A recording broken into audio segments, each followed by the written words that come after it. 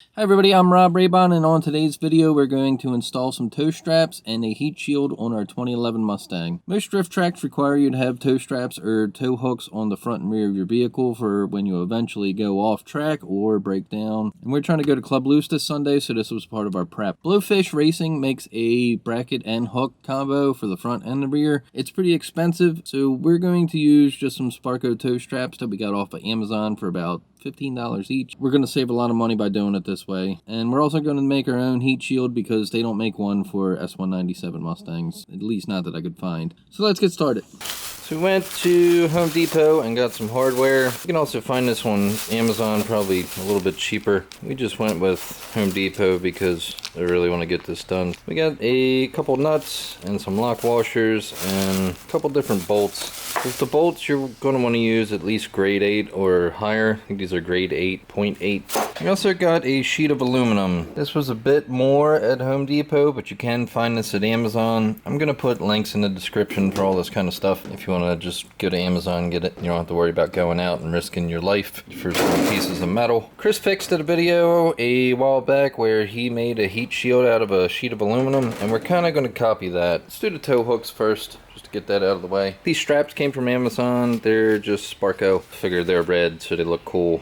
and I'm not really brand loyal or anything. I was kind of looking for the Tanaka ones like it was on the Fox body just because they're real cheap, but I didn't see those on Amazon anymore. But we're kind of eyeing up where to put these, and I found a spot kind of back here. What we're gonna do is drill a hole here and then go all the way through the back of the bumper support and then throw our bolt through the new hole just to through bolt this, and then this will stick kind of behind the front fascia, so we won't have to cut the front fascia that much. Might have to notch it just a little bit so it doesn't get all crushed up if we ever have to get towed. That'll be a good spot for that. For the rear, it's going to be a little bit more of a process, but we'll get to that after.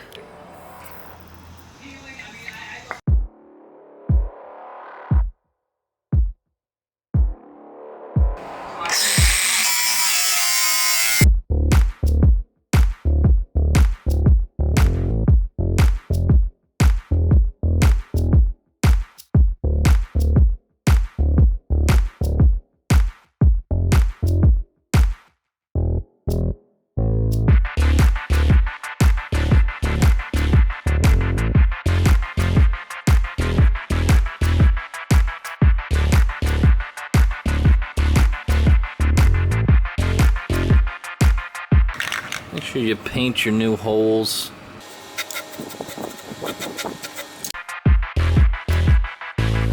Since the bumper wanted to be a pain in the ass, we did go out and acquire this hard metal drill bit set from Milwaukee. This says it's good for stainless and really heavy metals and stuff, so it should work out, I think. Seem to have pretty good reviews on Amazon, so we're gonna see if it works. Hopefully it does. And then we're gonna do the rear. But let's bolt the front on real quick though. We're going to go ahead and use a big washer on the rear, a smaller washer up front, and also a lock washer on the rear. And one of these smaller bolts.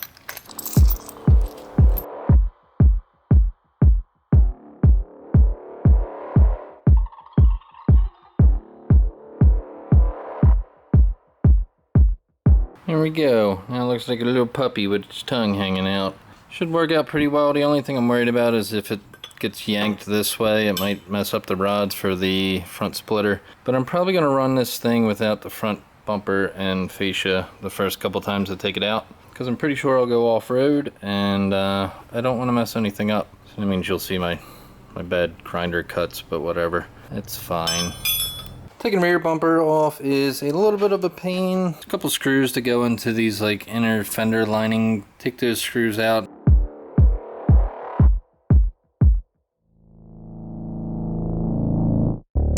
You can see that it comes off pretty easy. Just gotta get the other side and those diffuser bolts. I think they might actually be pins, I can't remember.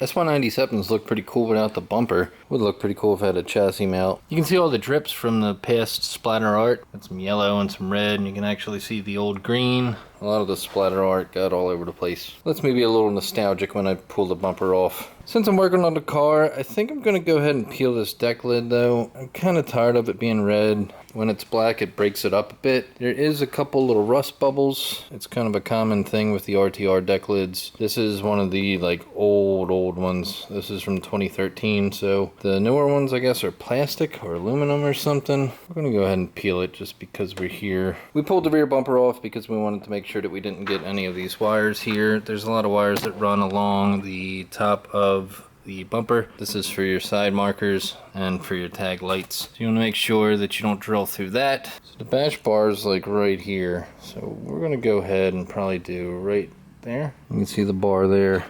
We're going to drill the bar before we drill the hole in the bumper. That way we know around where to put our hole.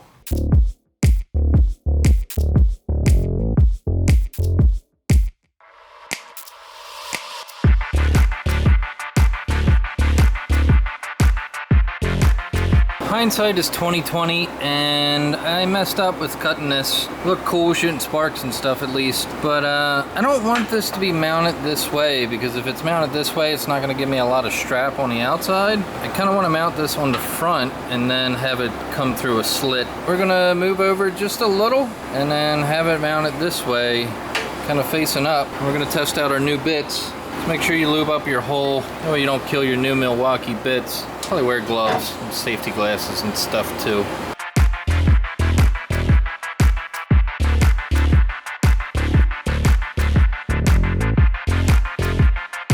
Well, my RX100 Mark V is dead, so I'm not sure how much got recorded. Rest in peace, RX100. I miss you. In case anybody cares about camera stuff, this camera is the A5100 that I've had for a while. It doesn't have image stabilization, and the batteries die super quick, so it's not as cool as the RX100 Mark V. But anyway, last time I was up at the garage, I cut this because I was thinking I was going to mount the strap here, but then I remembered that I really need it to be further out because I'm going to notch the rear bumper. But it turned out that that's actually a good thing, because this metal is super tough, and even though I had those Milwaukee bits, it just didn't want to go through. So what I did was, there was a hole already here, as you can see on this side, and I used that as a pilot hole and just drilled this hole out even more. So now that I have this slit here, I can take our shorter bolt and go ahead and grab the nut right here with a wrench, or just with my finger while I tighten up the strap and get it in there. So because the bumper sits kind of low, we're going to mount this facing up, kind of like this.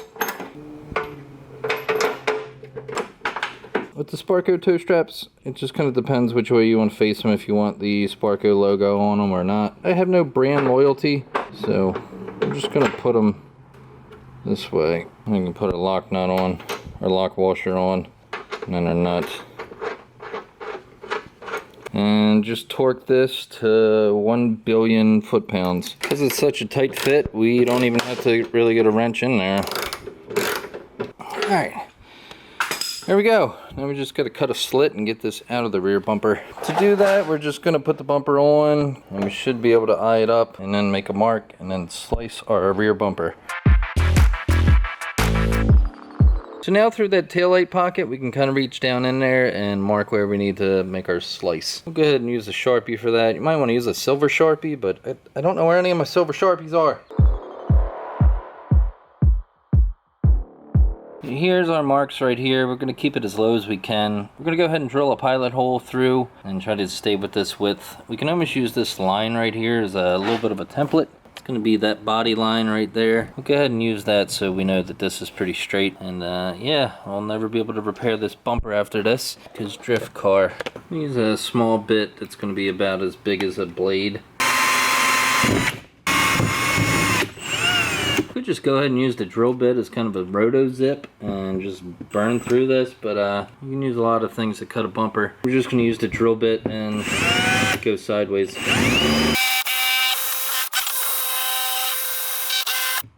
There we go. We have a little slit. Might make this a little bit bigger just so we can get the strap through a little bit easier. Strap is a bit thick with the Sparco label. 1/4 inch bit is more than enough for this.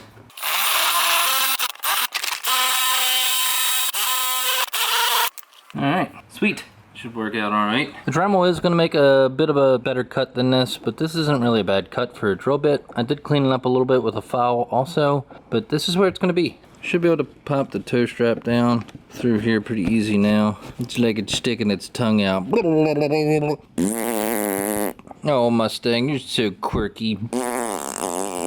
Also, since we picked this spot, it's also easier to notch this out. This foam just kind of goes in the peg holes right there, so we can just notch all this out and we should be fine. We'll do that with like a big drywall saw. I might not even need this foam, but it seemed like I needed the front when I took that off. Once upon a time, a long time ago, the bumper would sag if I didn't put the foam back in. So we're gonna go ahead and reuse this foam.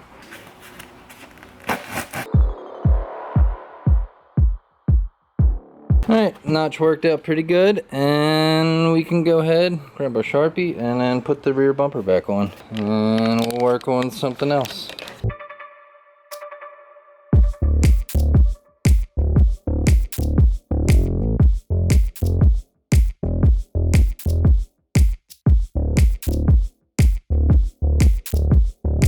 It's dark outside now. We took a quick dinner break. We're gonna get back to this. Did a quick little nut and bolt check of the rear. It felt a little sloppy in the back. I think it's just the sway bar mounts. They're a little like just rotted just from being so old. This car's 9 years old now. I'm gonna go ahead, take it off the rear jack stands and get back to the heat shield.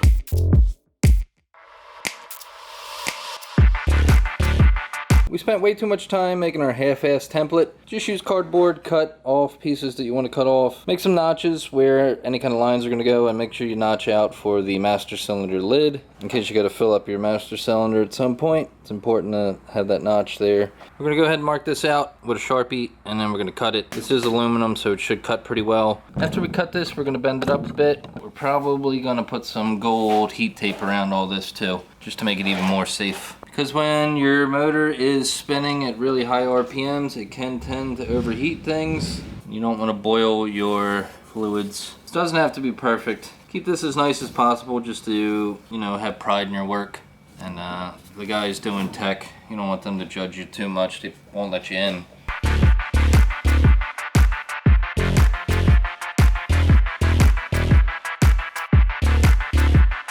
Let's break the second camera this week. Here's the heat shield. It's not the prettiest work that I've ever done, but it should do the trick. It should pass tech. Couldn't bring this in too much further because of all the lines and stuff that's over here. It seems like the tape's already coming undone. It's pretty hot already today. You think that heat tape would stick pretty good in the heat, but maybe not.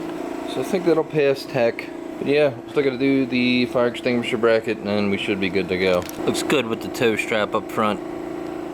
Pretty nifty. Let's go ahead and close this thing up.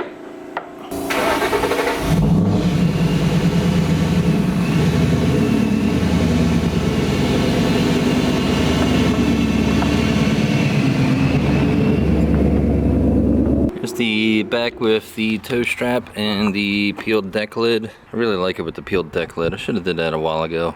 The hole's not completely centered because it was a little cocked to one side when I marked this out. So if you're cutting your bumper, make sure you pay attention to that. It does give it a little more wiggle room if we're getting yanked out this way though, so it's not that big of a deal.